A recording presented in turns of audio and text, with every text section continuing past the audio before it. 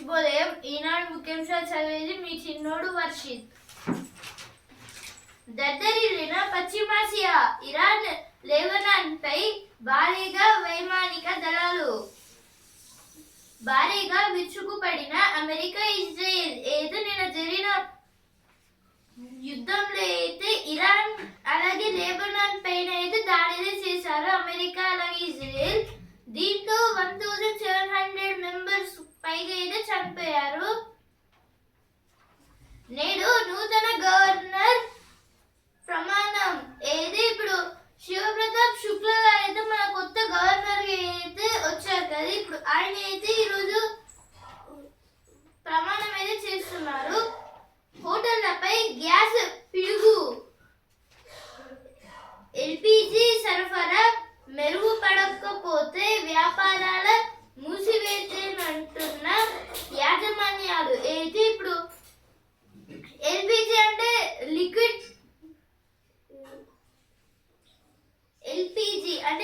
Profile gas. ఇప్పుడు దీంట్లో ఈ సరఫరాలు ఏమైతే ఉంటాయో ఈ గ్యాస్ పైన అవన్నీ ఆపేస్తారట. ఒకవేళ ఈ యుద్ధం కొనసాగితే ఈ హోటళ్ల పైన ఒక గ్యాస్ పిడుగు పడుతుంది. ఇప్పుడు ఈనాడు పేజ్ అంతరిక్షం ఆసక్తికరం. ఇక్కడ కొన్ని న్యూ ఇన్వెన్షన్స్ గురించి ఇచ్చారు. రాబోయే న్యూ ఇన్వెన్షన్స్ దాంట్లో చాంగో 7 జాబిల్ల మీద జలాన్వేషాల్లో ఇప్పుడు మన మూన్ ఉంది కదా, దానిపై ఎత్తు మూన్ ఉంది కదా, దానిపైన వాటర్ ఉన్నాయా అని సెర్చ్ చేయడానికి చాంగో 7 పంపిస్తున్నారు. అలాగే MMX ఈ అంగకారుడు అంటే మార్స్ ఉంది కదా, దానిపైన మార్స్ కుండే చంద్రుడి పైన MMX శాటిలైట్ పంపిస్తున్నారు. పెట్రో సుదూర జీవాన్వేషాల్లో ఇప్పుడు మన జీవం అనేది ఏ ప్లానెట్స్ మీద ఉంటుందో కనుగొనడానికి ప్లేటోని పంపిస్తున్నారు.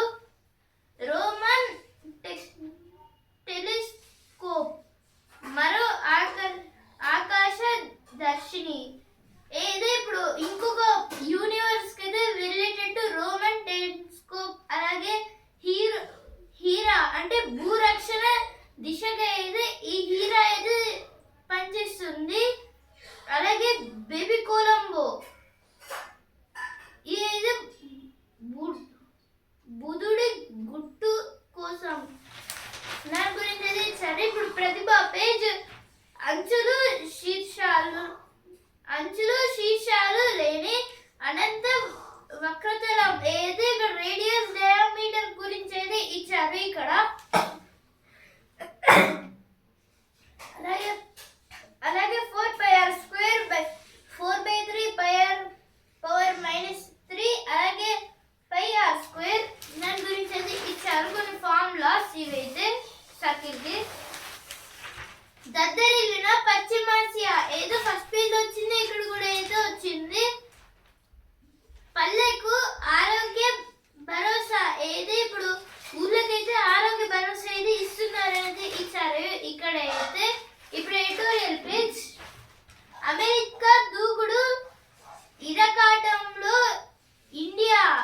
భారతదేశ ఆహ్వానంపై ఇటీవల అతిథిగా వచ్చి వెళ్తున్న ఇరాన్ యుద్ధ నౌకను ఓ అమెరికా జలాంతర్గామి మార్గ మధ్యంలోనే టార్పెడోతో పేల్చి ముంచేసిన ఘటన సంచలనం సృష్టించింది. ఈ దాడి వల్ల ఇరాన్ నౌకలో కనీసం 80 మందికి పైగా నావికులు మరణించారు. ఈ పరిణామం మానవతా కోణం నుంచి అమెరికా వ్యూహాలు, అంతర్జాతీయ చట్టాల వరకు అనేక కీలక ప్రశ్నలను లేవనెత్తుతోంది. అన్నిటినీ మించి ఇది ఇండియాకు తీవ్ర ఇబ్బందికర పరిస్థితిని తెచ్చిపెట్టింది.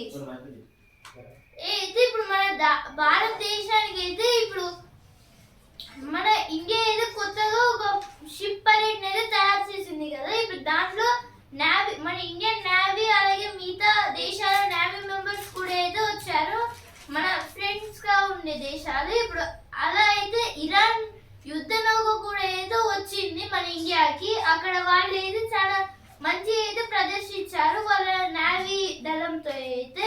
ఆ తర్వాత వాళ్ళ దేశానికి వాళ్ళు తిరిగి వెళ్తున్న టైంలో అయితే అమెరికా దాని దగ్గర ఉన్న సబ్మెరీన్ తో అయితే అంటే అండర్ గ్రౌండ్ వాటర్ నుంచి డైరెక్ట్ అటాక్ అయితే చేసింది.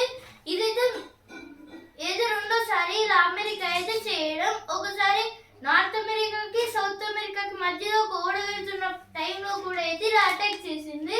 ఇందువలన అయితే ఈ దాడి వల్ల అయితే ఇరాన్ నౌకలో కనీసం 80 మెంబర్స్ కి పైగా నాయకులు అయితే చనిపోయారు. అలాగే మిగతా మెంబర్స్ అయితే ఎవరెవరు ఉన్నారో వాళ్ళందరూ అయితే శ్రీలంకకి అయితే వెళ్ళిపోయారు. శ్రీలంక కోస్ట్ గార్డ్స్ అయితే కాపాడారు వాళ్ళనైతే.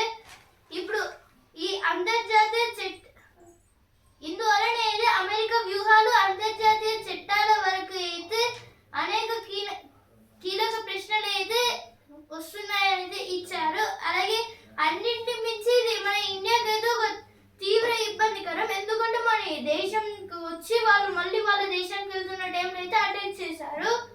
భారత్ గ్రహించాల్సింది ఏంటి?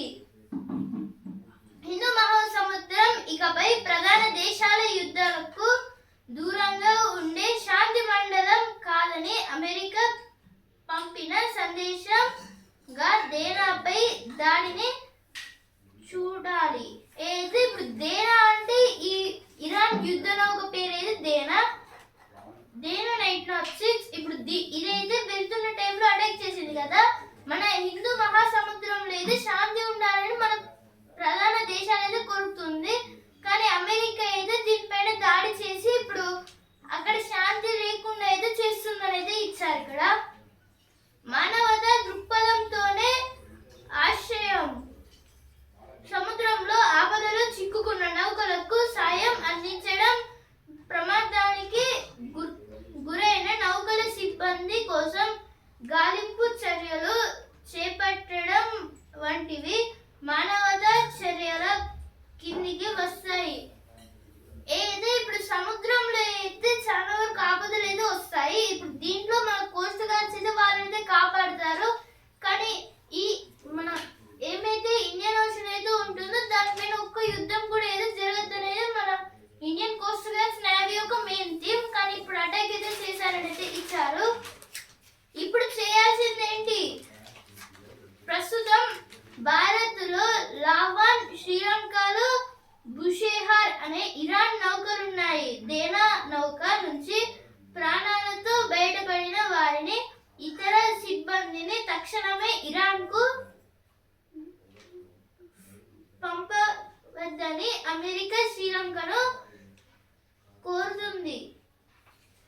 ఏది ఇప్పుడు ఈ ప్రస్తుతం అయితే భారత్లో లావాన్ అనే ఒక యుద్ధ నౌక, అలాగే బుషేహార్ అనే ఒక శ్రీలంకలో బుషేహార్ అనే ఒక యుద్ధ నౌక అయితే ఉంది ఇరాన్ తరపున నుండి. ఇప్పుడు కానీ దేనా అనే నౌక వెళ్తున్న టైంలో అటాక్ అయితే చేసింది కదా. ఇప్పుడు అందువలన ఎవరైతే మునిగిపోయి శ్రీలంకకి అయితే వెళ్ళారో వాళ్ళని అప్పుడే పంపించద్దు అని అయితే అమెరికా అయితే హెచ్చరిస్తుంది శ్రీలంకకు. దాని గురించి ఇదే ఆర్టికల్ ఇచ్చారు. ఇప్పుడు నెక్స్ట్ ఆర్టికల్, భారతీయ సేద్యానికి సమరాఘాతం. ప్రపంచ రాజకీయాల్లో తలెత్తే ఉద్రిక్తతలు, యుద్ధాలు కొన్నిసార్లు ఎంతో దూరంలోని రైతు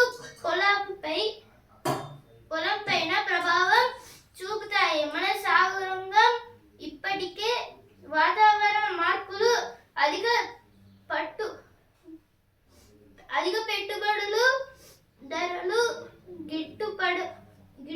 ధరల గిట్టుబాటు కాకపోవడం వంటి సవాళ్లను ఎదుర్కొంటుంది. ఈ తరుణంలో యుద్ధాలతో మరిన్ని సమస్యలు సాగురంగాన్ని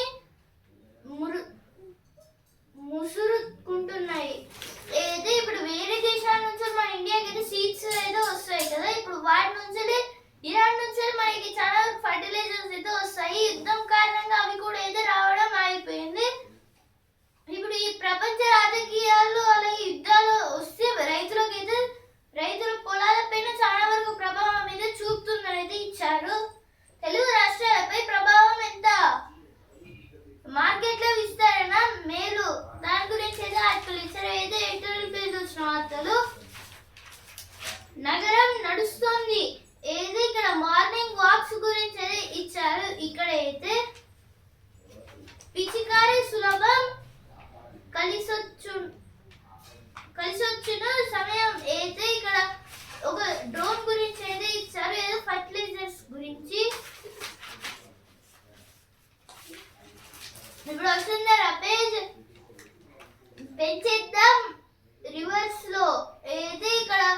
చిన్న పిల్లల గురించి అయితే ఇచ్చారు. ఇక్కడ అయితే వైద్యం వదిలి పరిశోధనలకు కదిలి అయితే ఇక్కడ డాక్టర్ భారత్ కులకర్ణి గారి గురించి అయితే ఇచ్చారు.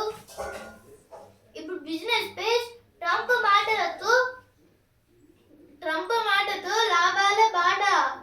ఏదో సెన్సెక్స్ కి అలా నిఫ్టీకి అయితే లాభాలు వచ్చాయి. సెన్సెక్స్ అయితే 648 పాయింట్స్ అయితే పెరిగి 78,206 పాయింట్స్ అయితే ట్రేడింగ్ అయింది. నిఫ్టీ అయితే 234 పాయింట్స్ అయితే పెరిగి 24,262 పాయింట్స్ అయితే ట్రేడింగ్ అయింది. మళ్ళీ ఈరోజు పెరగచ్చు లేదా తగ్గచ్చు.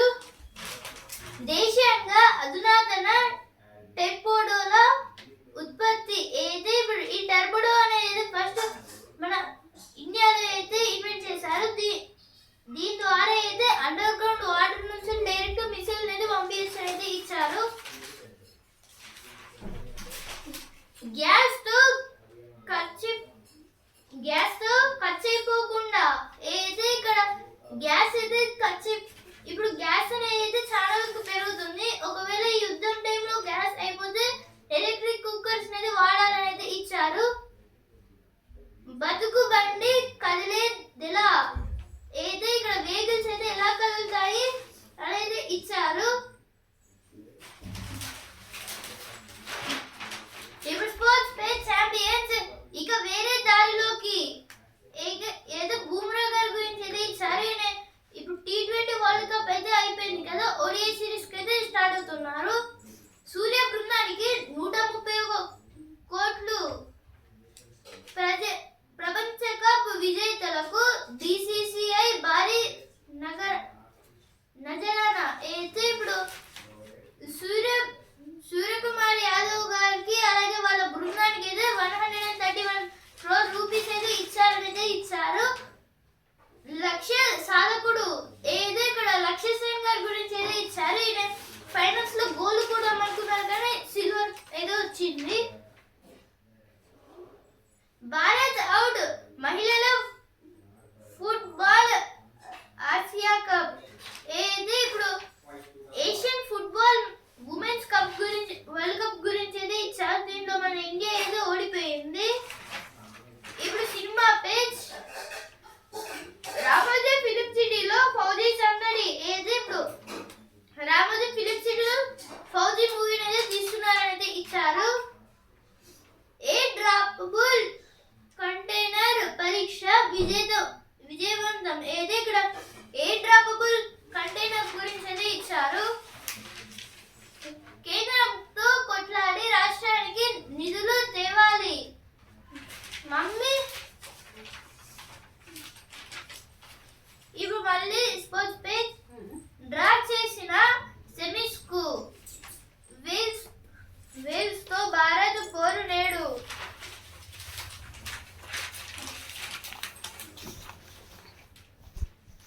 ఈనాడు ముఖ్యాంశాలు ఇంతవరకే. రేపటి ముఖ్యాంశాలతో మళ్ళీ కలుద్దాం. ధన్యవాదాలు.